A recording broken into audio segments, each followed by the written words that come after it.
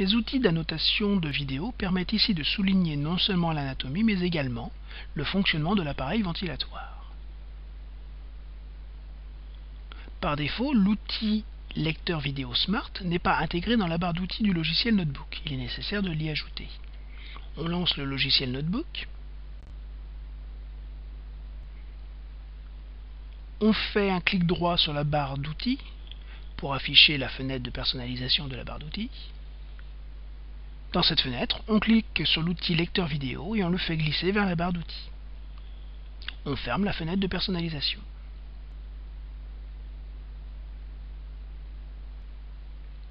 Dans la barre d'outils, on clique sur Lecteur vidéo Smart. On maximise la taille de la fenêtre. Dans la barre des menus du lecteur, on choisit Paramètres puis Paramètres du lecteur. On coche la case Pause lors du soulèvement d'outils et on décoche tous les autres paramètres. On valide par OK. On parcourt son arborescence et on lance la vidéo.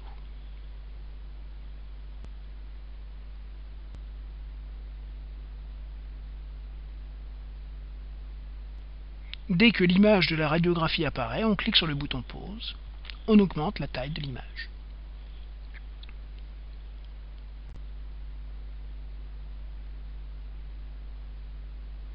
On prend l'outil crayon, où on prend l'un des stylos du plumier du TNI. On choisit un vert et on détourne les poumons. On modifie la couleur du crayon, où on prend dans le plumier un stylo d'une autre couleur. On représente le diaphragme. On clique sur Capturer l'image. La vidéo et les annotations sont copiées dans Notebook. On efface les annotations et on relance la vidéo. Dès qu'on prend l'outil crayon ou qu'on soulève un stylo de plumier, la vidéo s'arrête.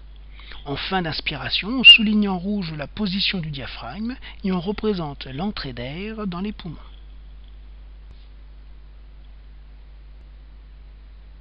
Quand on clique sur l'outil curseur ou quand on repose le stylo, la vidéo redémarre. En fin d'expiration, on reprend le crayon ou le stylo et on souligne en vert la nouvelle position du diaphragme ainsi que la sortie d'air.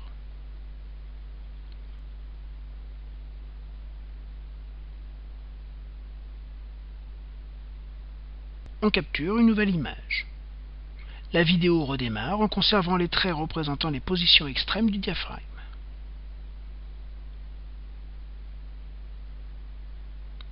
En fin d'activité, on arrête la vidéo et on ferme le lecteur.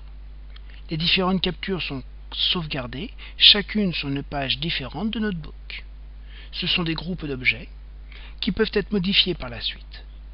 Par exemple, il est possible d'effectuer une reconnaissance d'écriture manuscrite, même si, comme ici, le texte a été écrit à l'aide de la souris.